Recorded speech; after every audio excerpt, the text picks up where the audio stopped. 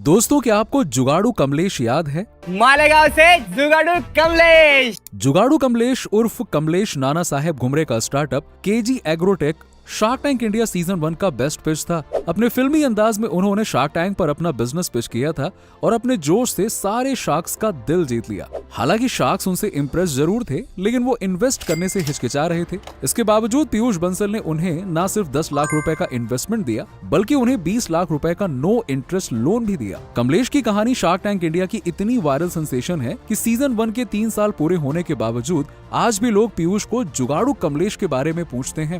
वो ये पूछ रहे हैं कि क्या आप बता सकते हो कि अभी जुगाड़ू कमलेश क्या कर रहे हैं and what's his position now. Season 1 के बाद जुगाड़ू कमलेश की जिंदगी में भी काफी सारे बदलाव आए। उन्हें अवार्ड से फेलिसिटेट किया गया, वो कई सेमिनार्स में भी जा रहे हैं। इनफैक्ट जुगाड़ू कमलेश और उनके भरोसेमंद साथी नारू को लेंसकार्ट एकेडमी में ट्रेन होने का मौका भी मिला।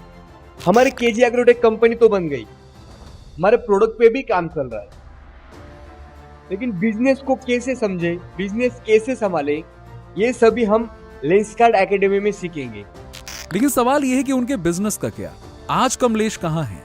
आज कर क्या रहे हैं वो? और 3 साल के बाद में उनका प्रोग्रेस कैसा चल रहा है? कितने सेल्स हुए हैं? बिजनेस कहाँ पहुंचा उनका? वैसे आपको बता दें कि कुछ रिपोर्ट्स के मुताबिक ऐसा भी पता चल रहा है कि पीयूष बंसल शायद अपनी इन्वेस्टमेंट को रिग्रेट कर रहे हैं। तो क्या कमलेश सच में अपने मिशन में फेल हो गए? जो कमलेश शार्क टैंक इंडिया के सीजन 1 में प्रोडक्ट लेकर आए थे और आज जो कमलेश हैं, उसमें जमीन आसमान का फर्क है। कमलेश महाराष्ट्र के मालेगांव से आते हैं। वो एक किसान परिवार से आते हैं और उनका एक बड़ा भाई भी है जो कि इंडियन आर्मी में फौजी है। वो बचपन से ही खेती बाड़ी से वाकिफ थे, क्योंकि अपने पापा का खेती में हाथ बटाते थे और किसान का जीवन उन्होंने बहुत ही नजदीक से देखा था, क्योंकि वो किसान परिवार से हैं। जब उन्होंने पहली बार पेस्टिसाइड्स को खेतों में स्प्रे किया तो उन्हें एहसास हुआ कि ये तो बड़ा ही तकलीफदेह काम होता है किसानों के लिए। उस 20 लीटर की टंकी को कंधों पर उठाकर पीठ में और गर्दन में तो दर्द होता ही होता है, साथ ही पेस्टिसाइड से स्किन एलर्जीज भी होती थी। उनके पापा को भी ये सारी तकलीफें होती थी। हालांकि एक पिता ने कभी अपने बेटे को अपनी तकलीफें नहीं बताई।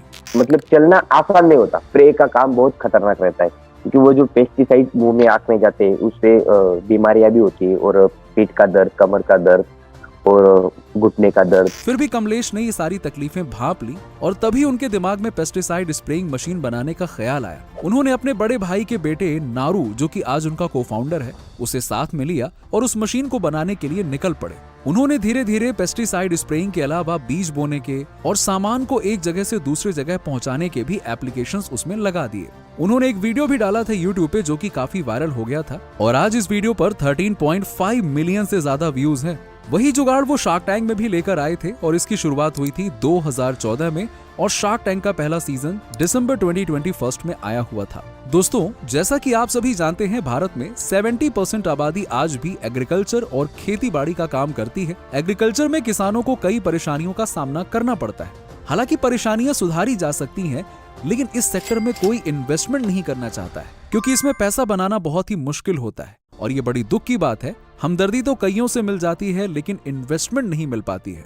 इसीलिए पीयूष के इस डील की वजह से उनकी तुलना श्री रतन टाटा से भी होने लगी और शार्क टैंक इंडिया के सीजन 1 की शूटिंग अक्टूबर 2022 तक खत्म हो चुकी थी और फरवरी 2022 में रिलीज हुआ, जिसमें एक पिच कमलेश का भी था।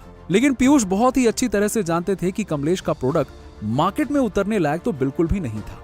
तो पीयूष बंसल की डिजाइन टीम्स मालेगांव गई, जहां पे कमलेश रहता है, जहां उनका घर है। एपिसोड रिलीज होने के कुछ महीने बाद जुगाड़ू कमलेश पर पीयूष ने अपडेट दिया और उनके टीम ने विजिट के पिक्स भी शेयर किए, जहां वो डिजाइन और कार्ड के कंज्यूमर वैलिडेशन पर काम करते हुए नजर आते हैं। लेकिन फिर भी बहुत सारा काम करना अभी भी बाकी था, इंक्लूडिंग डिजाइन ऑप्टिमाइजेशंस और मार्केट टेस्टिंग। आखिरकार फरवरी 2023 में कमलेश का प्रोडक्ट तैयार हुआ और ये पहला गो टू मार्केट वर्जन है और इसका नाम है भारत K2 और ये उनके प्रोडक्शन का पहला बैच है, जो कि ऑलरेडी जा चुका है। जो शार्क टैंक इंडिया में प्रेजेंट हुआ था, ये उसका सेकंड वर्जन है, इसीलिए भारत K2। और जो उनका ओरिजिनल नाम था केजी एग्रोटेक, अब कमलेश की कंपनी का नाम है ये, और जो कि आज एक प्राइवेट लिमिटेड कंपनी है। भारत K2 को हालांकि कई फार्मर्स के फीडबैक और टेस्टिंग से इम्प्रूव किया गया और उसके मॉडल्स के कुछ अच्छे फीचर्स भी हैं, जो मैं आपको बता देता हूँ। पहला ये है कि उनका प्रोडक्ट सिर्फ अब ग्राउंड एरिया को कवर नहीं करेगा, वो 10 फीट तक के क्रॉप हाइट तक पहुंच सकता है। जैसे गन्ने के खेत में इतनी हाइट तक पेस्टिसाइड स्प्रेइंग में आसानी होगी। दूसरा है उनके आर्म्स भी एडजस्टेबल हैं ताकि खेत के साइज के हिसाब से नोजल्स के पोजीशन को भी एडजस्ट किया जा सकता है और ऐसे 4 एडजस्टेबल नोजल्स हैं। तीसरा है पीयूष के इंजीनियरिंग टीम की मदद से उन्होंने प्रोडक्ट बॉडी को भी स्टेबलाइज किया और उसे स्टेयर करने के लिए भी मैकेनिज्म बनाया। चौथा है उन्होंने टायर्स को लाइट वेट रखा है जिससे कि वो खेतों में फंसेगा नहीं। पांचवा है उन्होंने स्प्रेइंग प्रेशर को कम ज्यादा करने के लिए प्रेशर वॉल्व्स भी डाले हैं ताकि क्रॉप पर एडिक्वेट स्प्रेइंग प्रेशर हो। और छठवां है इस प्रोडक्ट में 25 लीटर तक का पेस्टिसाइड टैंक फिट बैठ जाएगा। उनका कहना है कि इससे 1 एकड़ की जमीन पर स्प्रेइंग के लिए ज्यादा से ज्यादा आधा घंटा लगेगा, यानी कि 1 दिन का काम 1 घंटे में हो जाएगा, ऐसी उनकी गारंटी है। उनका फर्स्ट बैच उन्होंने लॉन्च कर दिया है जिसमें 2000 पीसेस बेचेंगे। उनके एक पीस को बनाने का कॉस्ट 20,000 रुपए है और वो उसे 25,000 तक में बेचने वाले हैं। कमलेश के मुताबिक उन्हें 10,000 पीसेस के ऑर्डर्स तो ऑलरेडी मिल चुके हैं और तो और उनका ये भी दावा है कि अब वो बल्क में मैन्युफैक्चरिंग करेंगे जिससे कि प्रोडक्शन कॉस्ट 20,000 की जगह 15,000 तक कम हो सकती है। लेकिन कुछ रिपोर्ट्स के मुताबिक ऐसा पता चल रहा है कि पीयूष शायद अपने इन्वेस्टमेंट को लेकर रिग्रेट कर रहे हैं। कमलेश 2014 से इस पर लगे हुए हैं और उनका जो पहला प्रोटोटाइप भी बना था वो 2017 में बना था। उनका फर्स्ट मार्केट वर्जन 2023 में तैयार हुआ और अब हम आ चुके हैं 2025 में। 2023 में कमलेश ने कहा था कि उनका उस साल का रेवेन्यू टारगेट 5 करोड़ का है, मतलब कि 10 साल से कमलेश इसी में लगे हुए हैं। भारत K2 में कई चैलेंजेस हैं, जरा इसके बारे में भी बात कर लेते हैं। पहला, हाई प्रोडक्शन कॉस्ट। उनकी सबसे बड़ी प्रॉब्लम है भारत K2 की हाई प्रोडक्शन कॉस्ट। जैसा कि आप देख ही सकते हैं कि इसे बनाने में 20,000 रुपए लगते हैं और बेचने में 25,000 रुपए। इनफैक्ट जब वो शार्क टैंक पर आए थे तो उनका प्रोडक्शन कॉस्ट था 40 से 50,000 रुपए तक का, तो वहां से तो वो 20,000 पे आए, यानी कि काफी कम हो गया है, लेकिन फिर भी ज्यादा है। Number 2, profitability. सेलिंग कॉस्ट की वजह से प्रॉफिटेबिलिटी में भी काफी चैलेंजेस हैं, जो गाँव में किसानों के लिए बहुत ज्यादा है। शायद किसी बड़े खेत का मालिक खरीद पाए ये प्रोडक्ट, लेकिन छोटी जमीनों में पौधे उगाने वाले किसान नहीं अफोर्ड कर पाएंगे और शायद इसीलिए वो पहले सिर्फ 2000 पीसेस ही लॉन्च कर रहे हैं। इसी कारण भारत K2 को शायद हाई वॉल्यूम सक्सेस नहीं मिल पाएगी। लेकिन इन्वेस्टमेंट करते वक्त ही पीयूष को उतना अंदाजा तो आ ही चुका होगा कि शायद वो भारत K2 जैसे प्रोडक्ट से उतने पैसे ना बना पाए या शायद ना ही बना पाए, क्योंकि बाकी शार्क्स ने भी कहा कि वो कमलेश की मदद तो जरूर करेंगे, जैसे कि उनको ग्रांट्स दिलवाने वगैरह के काम में, लेकिन वो बिजनेस में इन्वेस्टमेंट नहीं करेंगे। और हालांकि वो शार्क्स भी अपने फैसले में सही हैं, लेकिन पीयूष के इन्वेस्टमेंट में हमने हमेशा देखा है कि वो नंबर्स के अलावा रेवोल्यूशनरी प्रोडक्ट्स में भी इन्वेस्ट करते हैं। अगर आप मीडिया के नजरिए से देखेंगे तो दोनों तरफ फायदा ही हुआ है, दोनों, पीयूष को भी और जुगाड़ू कमलेश को भी।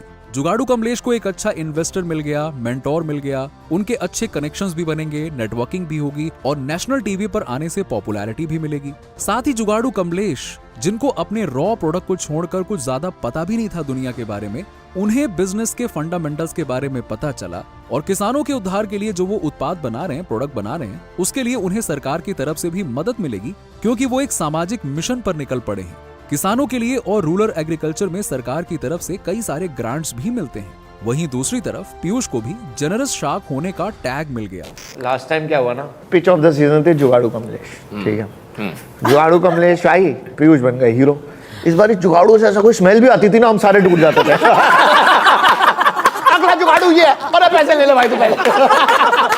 हमदर्दी तो सब दिखाते हैं पर असल में मदद कोई नहीं करता है, जो पीयूष ने किया। लेकिन क्या जुगाड़ू कमलेश की पॉपुलैरिटी और सक्सेस सिर्फ टीवी तक है या वो उनके बिजनेस में भी दिखाई दे रहा है? इसमें एक बहुत बड़ा बिजनेस लेसन भी है और वो है धैर्य। आज बिजनेस में हम सुनते हैं कि इस कंपनी को इतने महीने में फंडिंग मिली, लेकिन हर किसी में उतना धैर्य नहीं होता है कि 7 सालों तक मेहनत और लगन से एक ही काम करता रहे। बड़ा साफ लड़का है, बहुत दृढ़ता है, इतनी परसिवियरेंस नहीं मिलती है यार, हम तो आधे रास्ते में ही छोड़ देते हो। 7 साल से लगा। शार्क टैंक के बाद कमलेश सही मायने में रॉक स्टार बन चुके हैं। मीडिया कवरेज के अलावा कई सारे अवार्ड फंक्शंस में भी उन्हें पुरस्कार दिया गया। उन्हें जी हिंदुस्तान की तरफ से राइज स्टार्टअप टू यूनिकॉर्न का अवार्ड भी मिला। उनका पीयूष बंसल के लेंसकार्ट एकेडमी में भी स्वागत किया गया। इनकी कहानी इतनी इंस्पायरिंग थी कि हमारे सीजन 1 के 7 शार्क्स के अलावा जुगाड़ू कमलेश को भी जोश टॉक पर अपनी कहानी सुनाने का मौका मिला। लेकिन इसके बावजूद उनके बिजनेस भारत K2 के बारे में ज्यादा कुछ सुनने को नहीं मिल रहा। तो दोस्तों, उम्मीद है कि आपको वीडियो पसंद आया होगा। क्या आपको लगता है कि कमलेश अपने मिशन में सक्सेसफुल हो पाएंगे या वो सिर्फ एक मिशन बनकर ही रह जाएंगे? हमें कमेंट्स में जरूर बताइएगा। अगर आप ऐसे ही टॉपिक पर वीडियो पसंद करते हैं तो प्लीज चैनल को लाइक और सब्सक्राइब करना ना भूलें। मिलते हैं आपसे अगले वीडियो में।